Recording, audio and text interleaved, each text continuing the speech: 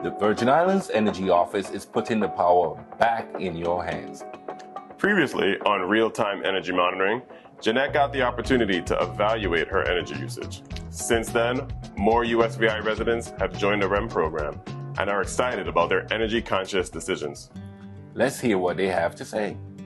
My main motivation for joining the program was to just verify that the amount of usage that the local utility company said I was using actually matched what I was actually using. And it turns out it was. I monitor it at least daily, sometimes several times a day. A lot of it depends on the appliances being used, i.e. the air conditioner. It's made me more aware of areas where I could cut usage back, because as we know, the WAPA bills aren't going down, and so it's a way to save money in these trying times. The Energy Monitor has changed the way I use the energy in my home because it makes me more aware of what my peak usage is, what devices are running me up, and just making me more aware to turn off lights when we leave rooms. I'm so impressed with this program that I am talking it up to my neighbors and friends that they don't realize where they could be cutting back on the high cost of power for their homes. So I advise everyone to seriously consider checking into this program. This ad was brought to you by the Virgin Islands Energy Office. Conserving energy saves money and the environment. For more information, visit us at energy.vi.gov or call us at 340-713-8436 or 340-714-8436. And follow us on Facebook at VIEO, the Virgin Islands Energy Office. Virgin Islands veterans, I'm standing here on Veterans Drive, built in honor of us, Virgin Islands veterans. But we now must do our part to bring more VA medical benefits to our shores. How can we do that, you may ask? Get on www.va.gov and get registered. This is the way that we can do our part. Get registered at www.va.gov. We're counting on you. Has the COVID pandemic caused you to fall behind on your rent? What about your electric or water bills? Well, VIHFA's Emergency Rental Assistance Program is here to help you catch up. For program details and qualifications, go to VIHFA and click on the ERAP link. From there, it's just 3 steps. 1. Make sure you are eligible. Have you lost income due to COVID-19, owe at least 1 month of rent or utilities, and meet the federal household income guidelines for your island? 2. Gather all the required ID and documentation for all members of your household, plus statements from your landlord or utility company. 3. Submit your application online at vihfa.gov or call one of the intake centers on your island to make an appointment to apply in person. For more details and locations of the intake centers, please visit vihfa.gov.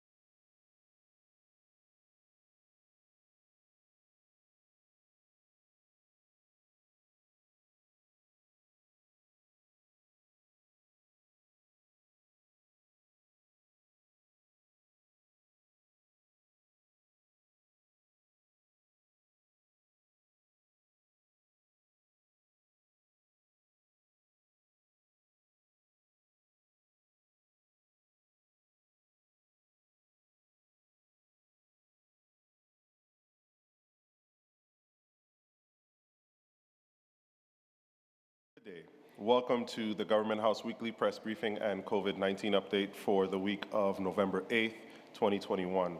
For the benefit of the radio listening audience, I am Government House Director of Communications, Richard Mota. Joining me this afternoon to share the latest COVID-19 data and information on where Virgin Islands residents can get a free COVID-19 test and vaccine this week is, of course, our Health Commissioner, Justa Encarnacion. And of course, our Honorable Governor Albert Bryan Jr. is also with us this afternoon to share some other COVID-related and non-COVID-related updates. But before we go to Governor Bryan, I will turn over the briefing to Commissioner Encarnacion for this week's COVID update. Commissioner Encarnacion. Thank you, Director Motor, and of course, good afternoon, Governor Bryan. As of November 6, 2021, a total of 2,448 tests have been conducted in the territory. Of those tests, 7,290 individuals have been tested positive. The 7-day positivity rate is 2.7%, which is a jump from the 1.86% that we had last week. There are currently 90 active cases in the territory, 81 on St. Croix, 8 on St. Thomas, and 1 on St. John. 7,117 cases have recovered, and we have experienced 83 fatalities. Not only do we have more active cases on St. Croix, but the last 2 fatalities occurred on St. Croix as well. Let's continue to work together to prevent new COVID-19 cases and deaths. So if you are sick or have been exposed to someone with COVID-19, please call our epidemiology hotline to schedule an appointment for COVID-19 tests. The hotline is open 7 days a week from 8 a.m. to 10 p.m. at 340-712-6299 or 340-776-1519. You can also schedule an appointment online at covid19usvi.com/testing. From our hospitals, the Governor Wang F. Louis Hospital and Medical Center reported 3 COVID-19 admissions with 1 patient ventilated. The Snyder Region Medical Center reported 1 COVID-19 admission that is not ventilated. After clinical trials in more than 90 trial sites and around the world, the Pfizer vaccine has been approved for emergency use by the FDA and recommended by the ACIP for children ages 5 to 11. And on Friday, November 5th, 10 children between the ages of 5 and 11 received Pfizer vaccines on St. Thomas. Further, one of our private providers on St. Croix administered 24 vaccines for children in the ages of 5 and 11 over the weekend. That is awesome. The Pfizer vaccine of COVID-19 is given in the same manner as it is given to adults, but in smaller doses. It is administered as a 2-dose series given 3 weeks apart. This morning, 10 a.m., Commissioner Raquel Barry Benjamin and the leadership team presented their approach to the 2022 reopening of the schools. It is really time for our children to return to schools, and the Department of Health stands in support of the Virgin Islands Department of Education. We will work to mitigate transmission of the virus with assisting with testing needs, education, re-education, and training. My ask is for mommies, daddies, mamas, papas, aunties, uncles to join us in protecting our children. Make the decision to vaccinate yourselves and your children in the anticipation of reopening the schools in person for themselves. It's something that you need, it's something that we need. We have the vaccines available and will continue to meet your demands. As more children become vaccinated, we will see less COVID-19 cases among children and even among school faculty and staff. This will keep schools open and learning can continue without interruption. Getting your whole family, ages 5 and up, vaccinated is easy, convenient, and it's today totally free. You can schedule an appointment by calling 340-777-8227 or by scheduling yourself or your child online at covid19usvi.com/vaccines. If your child is homebound, the Department of Health can also bring the COVID-19 vaccines to you. To keep up with the information, including COVID-19 epidemiology and vaccine data, please visit the U.S. Virgin Islands Department of Health's Facebook page or our website, www.covid19usvi.com. And for COVID health information alerts, text COVID-19 USVI to 888-777. You can also access time and places of our pop-up vaccine sites using our website. Tuesdays and Thursdays from 10 a.m., and 1 p.m. at Charles Howard Complex and St. Croix. Go to our website, and trust me, you'll find all of the other sites available. Thank you very much. Back to you, Governor Bryan. Thank you, Commissioner. And good afternoon to the Virgin Islanders at home and, yes, abroad. I hope you all have had an opportunity to tune in to the DOE press conference earlier this morning on plans to resume in-person learning for public school students in grades 4 through 12. That's going to be beginning in January, and I know that for many, the decision may bring anxiety, and for others, some relief. But the rest of the world is silently moving on toward normalcy. We've had a model that has proved successful in keeping our students, faculty, and staff safe. For months now, we've been doing this. In addition, we have available for children ages 5 and older the vaccine, which is also proving in dramatically reducing the chances of severe illness or death from COVID. We need to move forward for the sake of our students and their educational needs. So I ask the parents out there to get vaccinated and vaccinate your children who are eligible to receive the vaccine. And I'm also asking our educators to do the same. This is the most effective form of protection there is in COVID-19. You know, as I normally do, I pay attention to what's going on globally, nationally, but specifically in the Caribbean. And as this thing treads on, I realize that we in the Virgin Islands have been very, very fortunate and blessed in a lot of instances in dealing with this. I was reading a recent article about St. Vincent and the Grenadines, who has a population comparable to that of the Virgin Islands. And they have about 1,100 active cases currently and 69 deaths, more than half of which have occurred over the last 3 weeks. I highlight this example because it was striking to me that the percentage of their population that is fully vaccinated is less than 20%. There is no doubt that vaccines work. When you look at the success we're having in the territory now, something didn't seem to add up.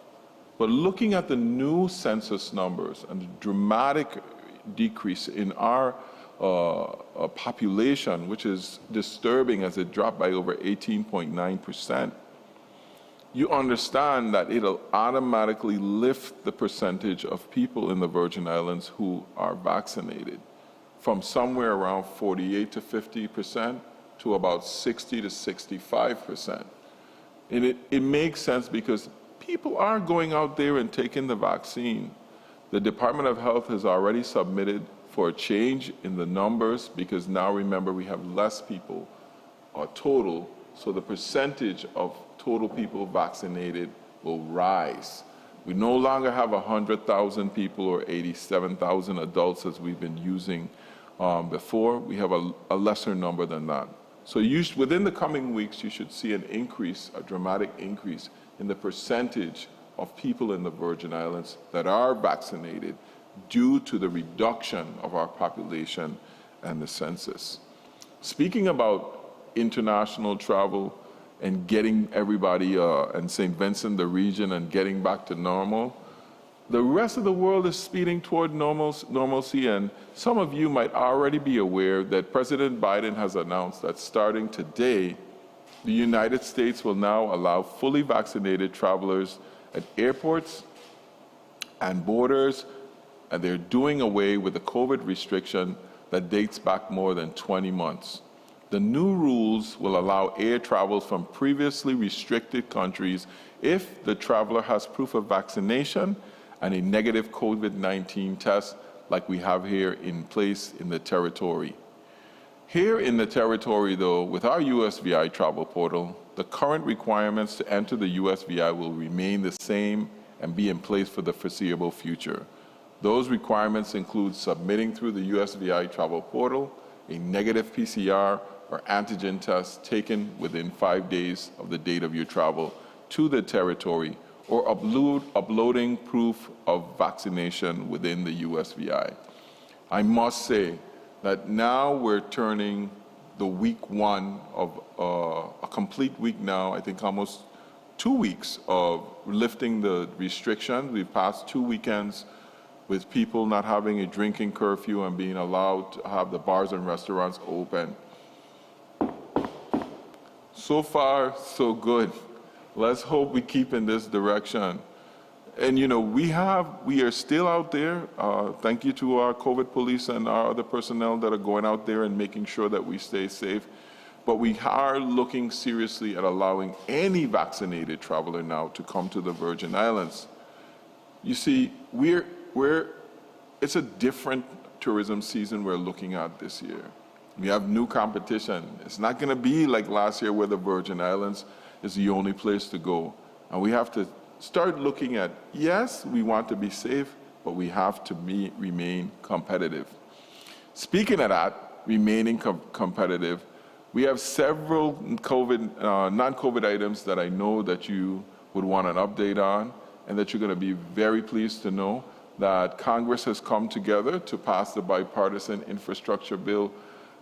This was a critical part of President Biden's agenda, and a hallmark package of legislation that will bring the country, as well as U.S. Virgin Islands, a much-needed economic shot in the arm after the effects of COVID-19 pandemic.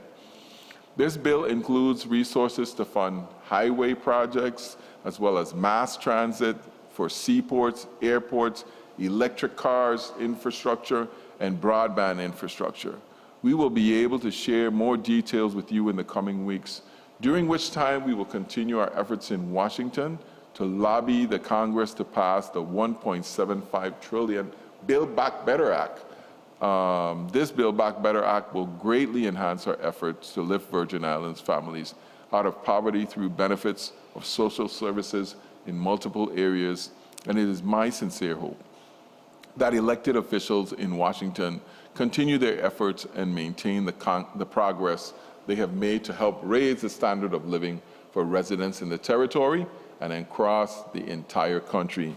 I can't say that without acknowledging our dynamic delegate, Stacey Plaskett, our relationship that we have with her, our Washington rep, Terry Helenies, and all the lobbyists that have been working to get these things passed. Now, folks, it's good news and it's bad news. The good news is that, yes, we're going to get more money.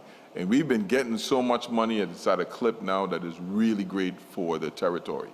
The bad news is everybody's getting money.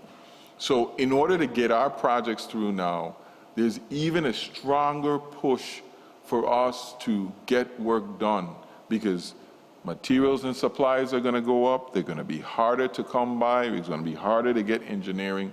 And most of all, I think, what worries me up at night is it's going to be harder to get plans and permits through our Army Corps of Engineers and our other federal partners. It's for this reason why I'm traveling to Jacksonville tomorrow to meet with our Army Corps partners concerning the dredging permits for 3 of our harbors, as well as plans to discuss the mitigation of flooding in the Guts in Estate, LaGrange in St. Croix, in Saban and St. Thomas. Those are huge projects, and we've gotten some torrential rain over the last couple of weeks that proved that we need to get that done in Frederickstead especially. So I'll be going up there to meet with them. I'm taking along Mr. Dow from the Port Authority, as well as our Public Works Commissioner, DPNR, just trying to line up not only our public sector projects, but also our marina project in St. John, our Water Island project that we're working on as well for the hotel and marina over there. Just making everything trying to happen. Being competitive is so important. It was a great week in the Virgin Islands. Last week we opened up Megan's Junction. This is beautiful, 60 new units. Public housing, affordable housing on really luxury lifestyle accommodations. And when you take a view from the 8th floor of that, it's the tallest building in the U.S. Virgin Islands. It's 9 stories there in Megan's Junction. and you have a clear shot of Magens Bay, that's $500,000 to $1 million condo living easily. That's the level of housing we're putting up for our residents. I also had this weekend the benefit of playing and being with the St. Croix, the St. Croix Golfing Association. They held the St. Croix Open this weekend at Carambola. Golf is a huge sports opportunity for us. We've been working on trying to get some pro golf tournaments here in the Virgin Islands, so bigging up golf and everything around there is great. We'd like to thank West Indies for their sponsorship of the golf tournament and all the other sponsors, Diageo, everybody, and all the players that came over from St. Thomas and St. John to join and play in the St. Croix Open. This is an annual event. It was 2 days of playing. I played a round here and met with the golfers, and then over to St. Thomas, where I had the opportunity yesterday to take part in the welcoming of the Apex. The Apex cruise ship is the first time. It's Royal Caribbean Cruise Lines, of course, the first time in the Virgin Islands. I met with the captain down there. We gave away some good presents. Once more, welcoming more cruise ships back into the Virgin Islands. Remember, we have an agreement with Royal now at the Port Authority that's going to expand the work that's going on there in Crown Bay. Also, yesterday, I got a chance to meet the new rector at the St. Peter and Paul, Father Tata, doing some excellent work there. Over to St. John, we had our Veterans Day Veterans Day ceremonies yesterday in St. John, where we honored Michael Jackson, the Lieutenant Governor, and I. I will be out of the territory for Veterans Day, so I thought it was important that I go over there. Happy Veterans Day, and thank you for your service to all our veterans. Keeping competitive, I also had the opportunity to speak at the Virgin Islands Yacht Charter Show yesterday. Tremendous turnout, beautiful yachts. Met a lot of Virgin Islands captains, encouraging people, if you want to get involved with Marine, to go down to the Department of Labor and get involved there. While I'm away, I'll be continuing our efforts to ensure that our tourism season is a good one. We're meeting with, we're also going to Dallas and meeting with American Airlines.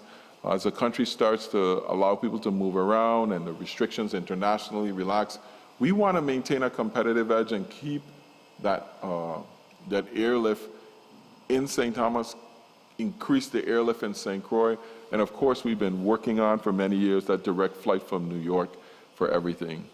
Also going on in our news today, in Washington, D.C., we're in the Supreme Court, there's a hearing to bring greater parity and benefits to the Social Security systems. There is a historic case taking place tomorrow with the U.S. Supreme Court with implication on disability benefits, namely SSI or supplemental security income.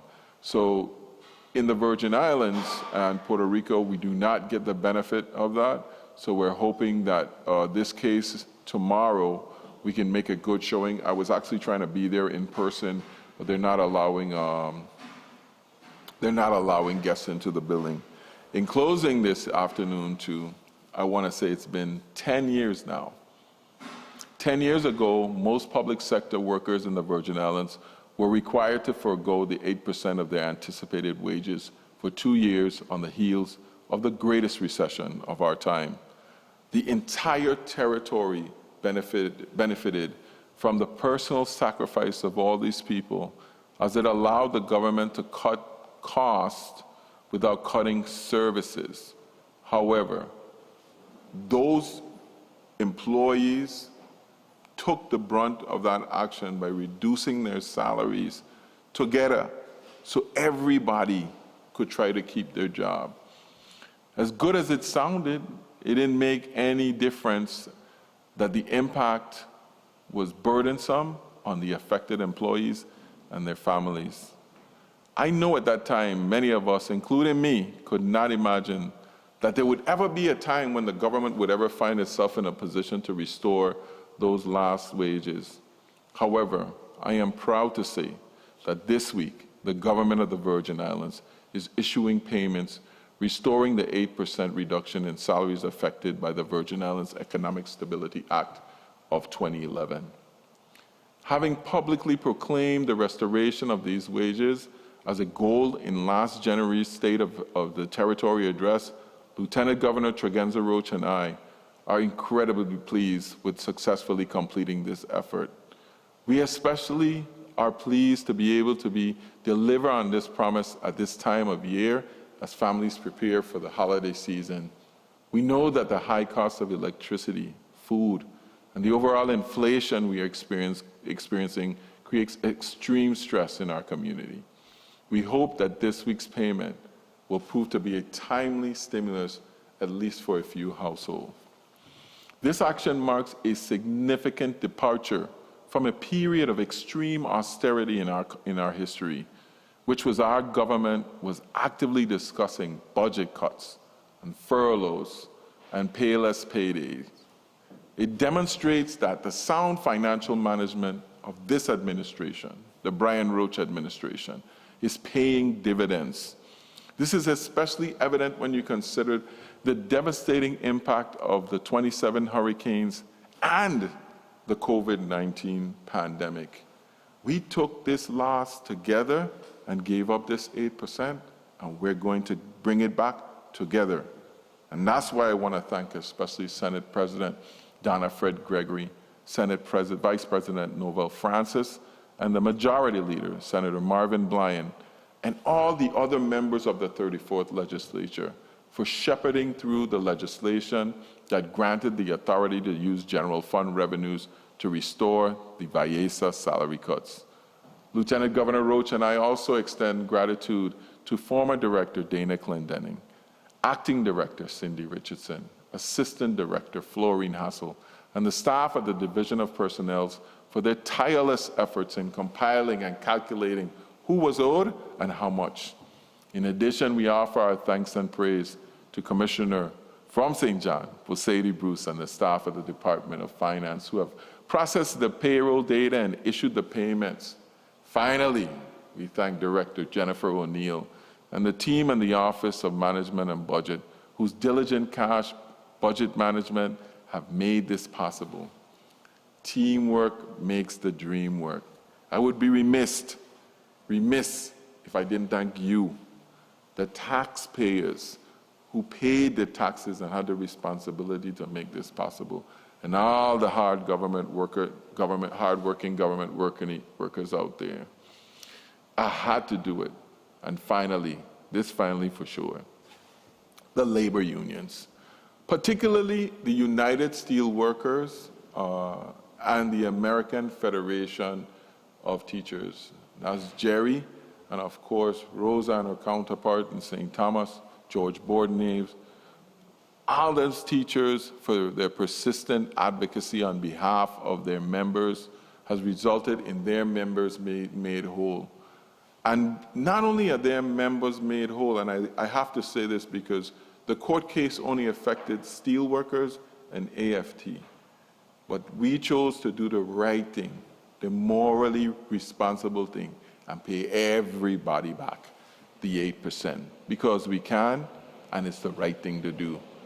Their members out there and workers, we are so happy to be able to resolve this outstanding issue and congratulate our labor unions for their success. You see, success is a great thing, but we still have our challenges in the territory. But very quietly, the administration has been working with the legislature on perhaps our greatest challenge as a government. In the coming months, we will once again embark on a proposal that may be able to fix the government employees' retirement system insolvency permanently. You heard me, permanently. But just like the 8%, we have to work together and trust that our leadership and our leaders are working for the betterment of our entire community. We'll be working with our friends in the legislature to bring about the change in our community we want to see. We will need your confidence and support and understanding to get it done. That's the understanding that all great things require sacrifice now for a few, but it will bring long-lasting benefit to so many. And together, we will bring relief to over 17,000 beneficiaries of our system. I'd just like to say, if you get your check or you don't get your check right, remember, you could still go to Personnel's website, click on Employees, and get paid back. Remember, folks, this is taxable income. And what you are presented with is your gross pre-tax calculation. The government gets some of those taxes out too. We are not taking out the 8% or 14% for retirement, so you will get that. But before I go this afternoon, the renovation of the Medrick Cummins Recreational Youth Facility in Frederickstead, the actual building back of the playground is supposed to start on Friday, November 12th, and continue for 1 week in Frederickstead. Our town, Frederickstead, and the Children First in Croix are still looking for volunteers. Don't look to the left, don't look to the right, look in the mirror. We need you, Virgin Islanders, to come out and help assemble and install this new playground equipment.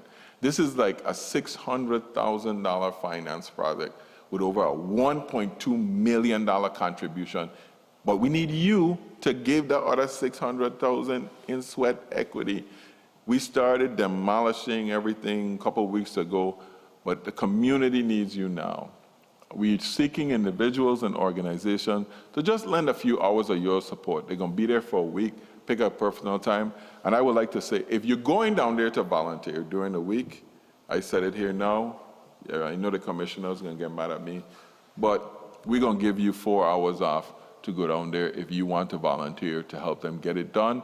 That's on me. That's my extra contribution. So if you're interested, call up Samuel Sanas, your favorite St. Croix administrator, or Sana Joseph, 773-1404. You could get both of them at that number, or Sana Joseph Smith from IHOP, y'all know her, at 201-3791. That's 340-201-3791. So let's go out there. It's our community, our Frederickstead. Let's go out there and get this thing done, and I'll be good. Now we'll take some questions from the press. I see Susan Ellis there. Susan? Hey, good afternoon. Good afternoon. I just have a couple of questions. I'm not quite clear on the travelers coming to the Virgin Islands. They need to either have a COVID test or they have to have a vaccination record from the Virgin Islands. That's correct. Nothing has changed, Susan. It's the same. All I said is that we're contemplating moving towards accepting U.S. vaccination cards. Okay. We're working on that. Okay, then great. I did understand that. And also, I'm wondering, do you have any idea of the cases that we have now? How many of those people were vaccinated? This is Commissioner Canasiong. I don't have that right with me. I can tell you that we only have had one death. And so in reference to the number of those that are admitted in the hospital, still no one has been admitted and have been vaccinated. That I could tell you, but the active cases I can't say right now.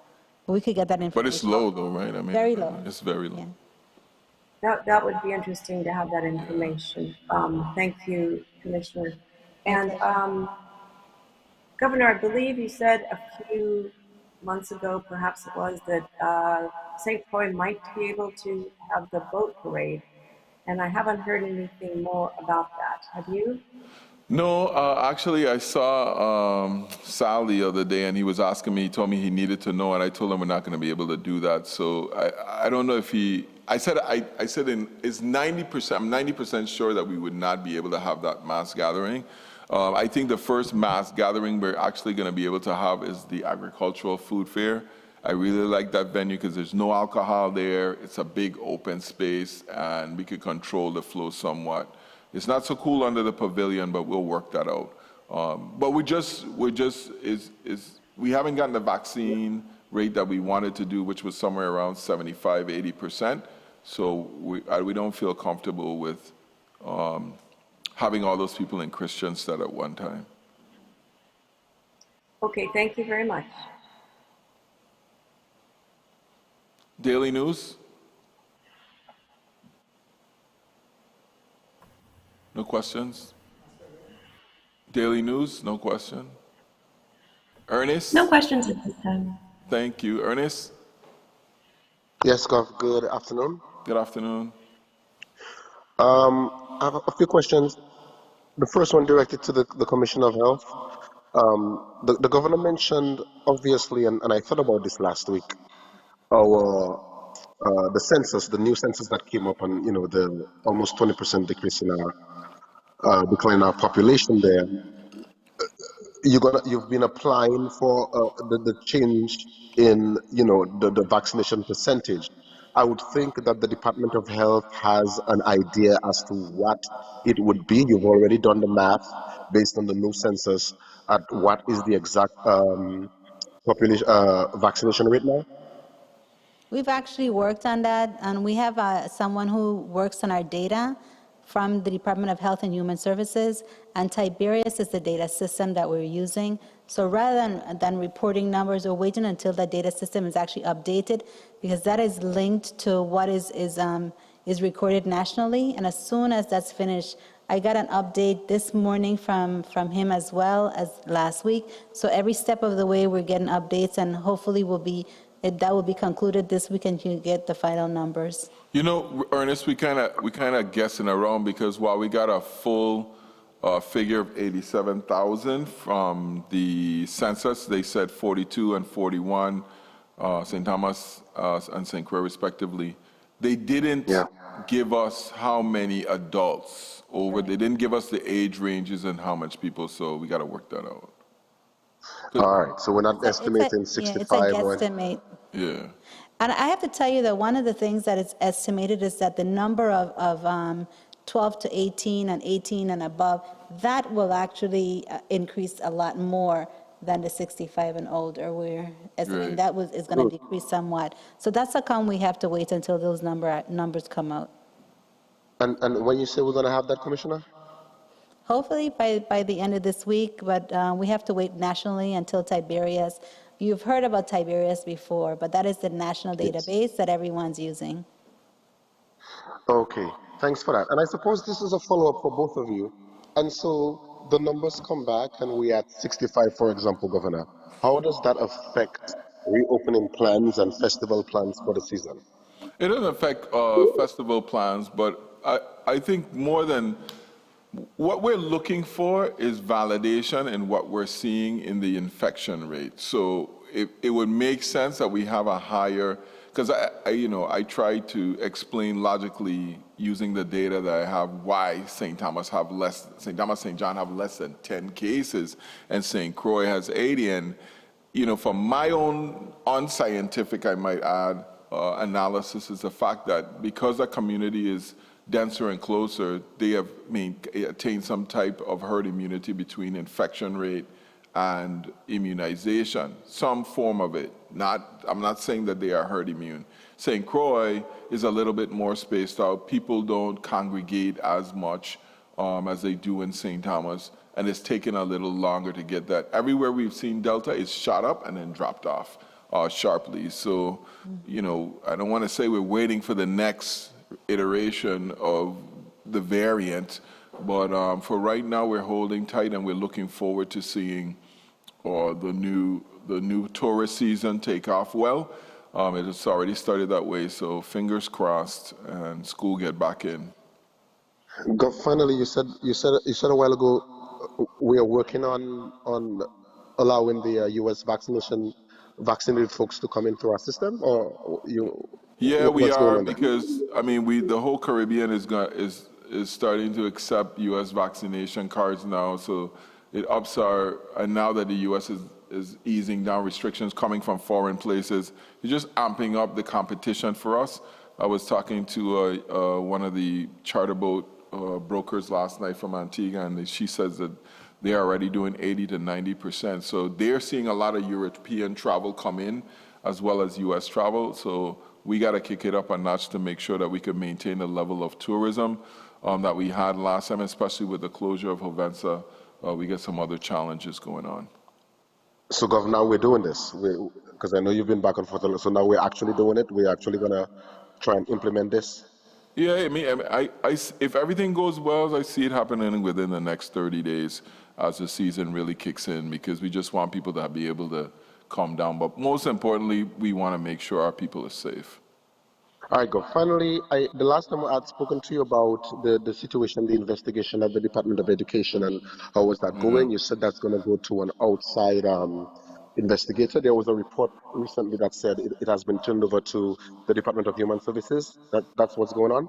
Right. We just have getting the investigation part, investigators squared away, and being able to do that and coordinate between justice, education, and human services. So we have yet another meeting on that today, and being able to get some understanding of how this is going to launch. So right now, the main concern is auditing the system to make sure that this never happens again, as well as finding out where the gaps were that we didn't identify, or if there were any that we didn't really identify in this particular case. So for clarity, an outside investigator is working with Human Services, or is this investigator at Human Services? We did it under Human Services because we felt that Human Services would add the autonomy we needed to be transparent, so we don't have education investigating themselves and anybody trying to trump up some conspiracy theory. That's where it is now, but we haven't really settled whether it should be. We don't want it in justice either, because it's not a criminal investigation. It's a gap investigation in terms of what happened. So we put it in Human Services, and we get in the pieces in line for that. We already have every time a child dies, there is a committee that is assigned in Human Services to investigate it, and we want to take that approach with it so we could get it done. All right, Gov, thank you. Hey, thank you, Ernest. No more questions. To everybody, have a blessed week. Happy Veterans Day. Thank you again, all our veterans, for their service, and to those that are on active duty as well. Stay safe, stay sanitized. Love you. Have a fantastic day.